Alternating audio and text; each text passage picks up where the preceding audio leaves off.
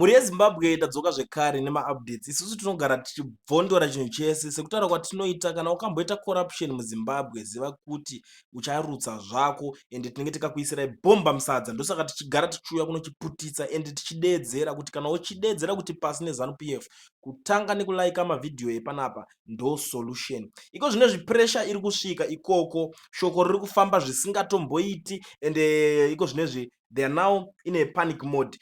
Mashoko andiri kutambira panapa ari kubva nekune mukuru wemapurisa uyo apinda nekuda kunetsa munhu waakabva kureplace iko zvinezvi akanga asinganetse the way iri kunetswa this man. Hatisi kuziva kuti chii. Isusu takabva taongorora nekuziya kwatinoita maranirwe eZRP police, maraniro avanoita ekuti anenge achangopinda anenge achida kumbodyawo kumboitawo dzvene obva awanika kunzi ndiye mugoni webasa. Asi panapa magonero ari kuda kuita basa ari kuratidza kuti iye munhu anga akabhuroka ari kuita kunge ari kukavhira kuti akwanise kumboitawo mari sezvinoita vamwe, nekuti anozongonzwa kuti vamwe vakabuda vane mamanshoni, vakabuda vane mamillions. Nyaya iri panapa iri kunzi Zimbabwe Republic Police Commissioner General Stephen Mutamba has vowed to take action against senior officers accused of assigning targets to junior manning roadblocks across the country. This comes amid reports that police commanders set targets of $300 per day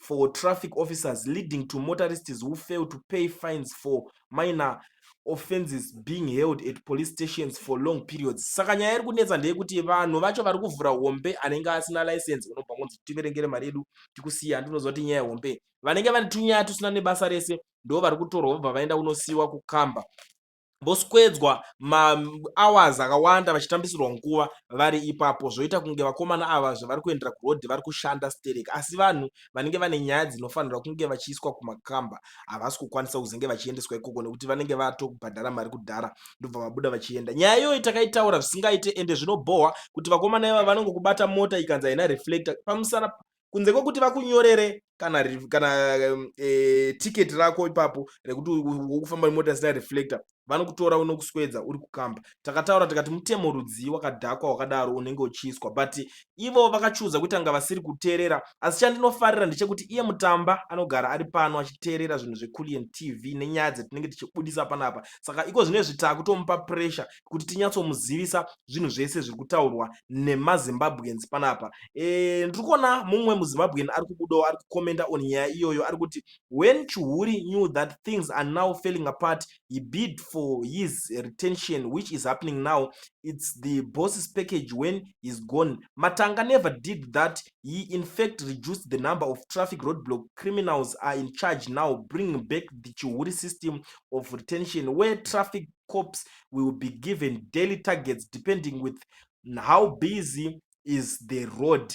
We know what's going on. Mashoko ari kubva kune mumwe muZimbabwean panapa ari kutaura kuti zvoni vanhu ivavo zvechokwadi vari kuenda vachitonotora mari zvichisiyana nekuti wapinzwa murodhi yakaita sei. Zvinhu zvakuda kuenda kuno kuomera hurumende iyoyi, kunoomera chikwata chese ichochi. Asi kutaura kwandambozviita kuti tikatarisa iye Mutamba munhu wekuti anenge achiri akachoboka, makanzwa achitosekwa navagezi achinzi chimbomira kumwa musombodhiya iwewe, umboita zvebasa, chimbomira kupenga zvaunenge uchiita zviya zviya. Now mumwe ari kubuda ari kuti ukangonzwa vachiti vote hapana chinoitwa, nyaya yakadai vari serious.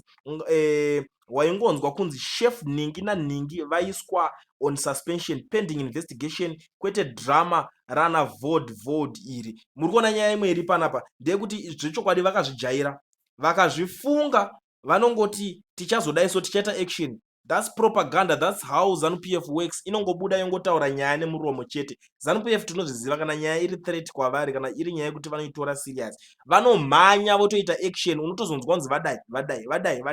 But this time I don't know kuti chii chavari kunyatsoita panapa, nekuti action yatiri kuona iri kutorwa nemapurisa aya kana kuti nevakomana ivava, vakanzwa kuti kune demonstration, kumhanya kunovharisa, kumhanya kunobhana, hamusi kudemonstrata, kumhanya kunosunga vanhu. Like izvezvo vanhu vakabuda vachidemonstrata pamazuva acomrade bombshell Geza, vachitori vakabatwa vazhinji vacho, vakavharirwa, vari kungonyimwa bail after bail. hazvina kutora mazuva zvekare futi tikatarisa nyaya yablessed wekwamuhlanga. Blessed muhlanga akangosungwa sefanifani, iko zvinezvi vari kungoti vari kuramba vachingonyima bheo vachingoita zvavari kuita, but ipapa mapurisa ari kuzivikanwa kuti vari kuita uori, vari kuita corruption, vari kupa vanhu matargets, vari kuomesa life yemazimbabweans kunzoku, vari kusiyiwa vakadaro ungodzwa kuti vote. Ndo nyaya iri kuti bhohwa zvisingaite munyika yedu. Ndosaka tichitaura kuti ZANU-PF ukatoona uchitoisapota kana nehurumende yacho chese ichi unenge une pfungwa dzakadhakwa. Now ndiri kuonawo mumwe ari kubuda panapa ari kuti this thing has been happening since the Chihuri and Mugabe era. It's a big mess and these useless ministers knows everything about this issue. PSV vehicles are the most targeted vehicles and the drivers are always held hostage. Police stations, you don't bribe, then you know you won't work. This is a horrible happening on our roads. In Bulawayo, there is a drill war. The most corrupt traffic officers, West Horrible Station, Bulawayo Central, Satanic Place, just mentioning few bases, but almost all the horrible. Too much roadblocks. Reduce these useless traffic officers. Let them look for cattle rustlers on surrounding areas like livestock at stolen change the system please. Unozva kuti imwe nyaya ndo inenge ichida ameno vanoshaya basa here kana kuti chii mapurisa acho ngaarejuswa havana chavari kuita pano kuti ndokuda kungopinzana mabasa kwacho zvichizanu hatisi kuziva kuti chii chiri kuitika. Mhuri yeZimbabwe iri kupopota panapa. Mutamba, I know you are listening to this, please nzeve dzako ngadzishande.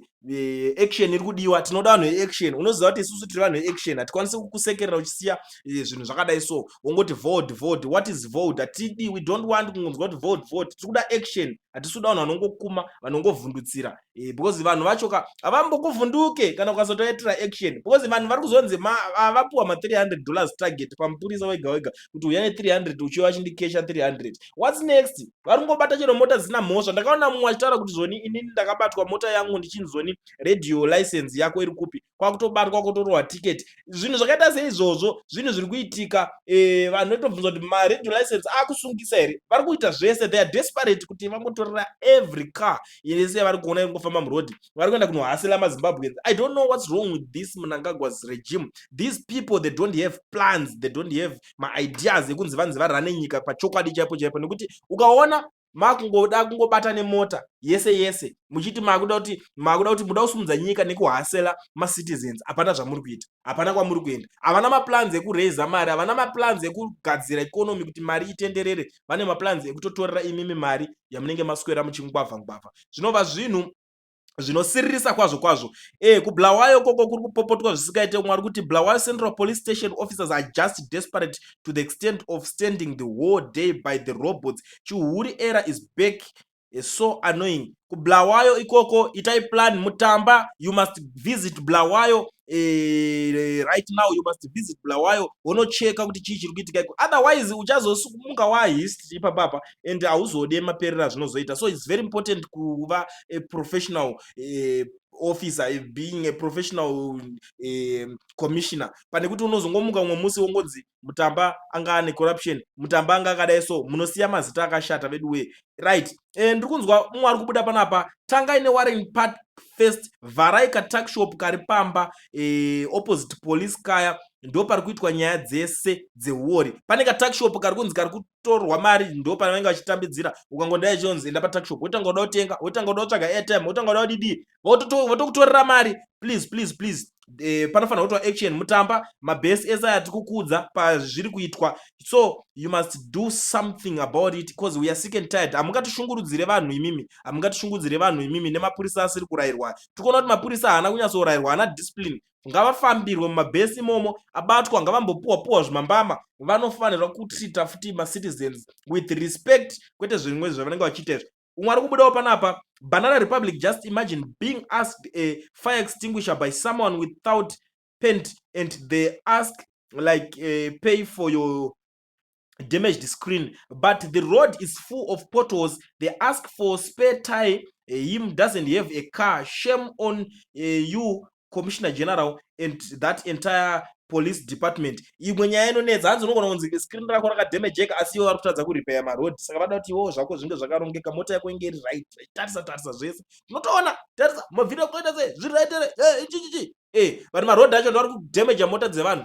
Chii chakadaro ichocho? Mutamba, you must do something. Mutamba, please, you must do something. Tichiri kuwirirana kudai so handiti zvakakosha izvozvo. Are these targets not coming from him? We are back to Chihuri era. During Matanga's tenure, motorists were never harassed like what's happening now. Please, Mutamba, uri kuzvinzwa? Matanga haana kushungurudza madhirikini ende ipapo akatraiwo kushanda zvakanaka. Tichasvika nguva yekuti vanhu vese vane mota vakudedzera kuti uyu ngaadzoke, uyu Matanga ngaadzoke zvake pabasa, because anga asingashungurudzwe. Imi maminoti mune nzara here? Makabva kupi? Ichi 6 months muri patraining muchidzidziswa chibasa chekushungurudza macitizens. Iwe Zimbabwe ingefanira kuita kunge yotanga gehena kuvanhu vane mota. Hazvisi right guys, hazvisi right. Please do something about it, handiti right. As long as these guys are earning peanuts, corruption haipere. Address the real issues, Mr. Commissioner General. Address the working conditions of your subordinates. In that way, you would definitely reduce the levels of corruption. Thank you in advance for addressing this issue. Nyaya yemari kai takatoitaura, tingade kuti vatomboadresa nyaya yemari yemapurisa chete. Nokuti tikaadresa nyaya yemari yemapurisa chete ka tinenge tichinyeba. I don't think kuti this person ari kunyazoziva zvikuitika. Nyaya yemari inoda kuadreswa nyaya yemunhu wese, kubva kumaticha, madokta, masoja, munhu wese, kwete kungoti mapurisa, because it doesn't make sense kuti munzi mawedzera mari yemapurisa chete. Inongowedzerwa kana nema$10 and what's next? Hapana zvinenge zvashanda, handiti. Saka kana itori nyaya yemari inoda kutowedzerwa nyika yese, munhu wese otanga achinhingirina. And solution yacho kana zvichinge zvatadzika kungobvisa ZANU-PF naMnangagwa chete poiswawo vamwe vanokwanisa kunge vachizoita zviri nani. But kana musati maaredi nezvazvo, tinozotaura nezvazvo futi, handiti. Just remove police officers vanomira on stop signs, especially pakona Robert Mugabe and Ines Terest, and also corner Ines and G Selinduka.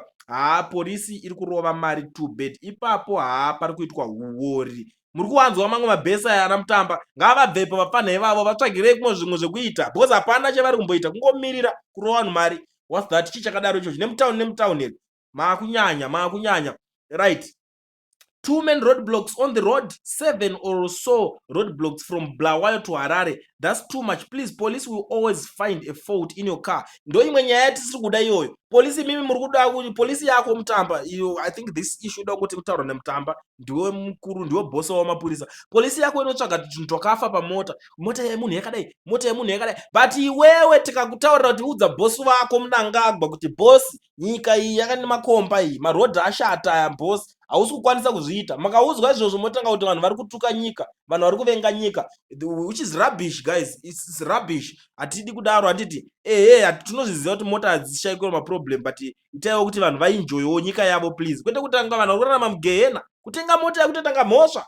Muri kuda kutora mutero yacho muri kungokwidza, mazinsurance, zvimari zvekupenga zvamutara hazvipere. Why guys? Why Mutamba? Chii wakabvepi Mutamba iwe? Mutamba wakabva kupi? Because people are sick and tired of this nine. Umwe wari kuda pana bhanzi zvima roadblocks izvi ndezvekufenda mota dzinotova nemhosva dzinodarika apa, vanongotaura for publicity, asi paground toramba tichingoharaswa. Ndo imwe nyaya iri panapa. Mutamba vanhu vari kutaura kuti izvozvo zvauri kutaura izvi, do something, kwete kungotaura ipa, because vanhu vari kushungurudzika kumana. Problem government isiri kubhadhara vashandi mari kwayo muZimbabwe. Maambulances anofamba achisenga vanhu murodhi aine mugwere, kana kuti achienda kunotora mugwere. Kueducation zviriko futi. Saka dambudziko hurumende yedu, ndosaka tichiti ZANU ngaibve. Imamunzwe vanhu techikudzai, munepfungwa pamwe tiri kuvenga. Saka nhasi zvatonaka kuti tati timbopindira nyaya iyoyi, tionesane tese kuti toifambisa sei, handiti right.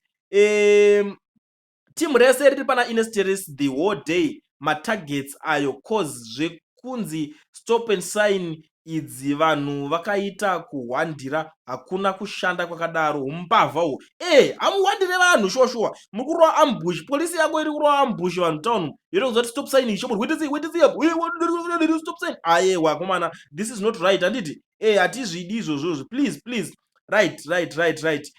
Akomana taneta komanda, taneta. Umwe ari kubudawo police umbavha hwanyanya. Ayewa komanaka right.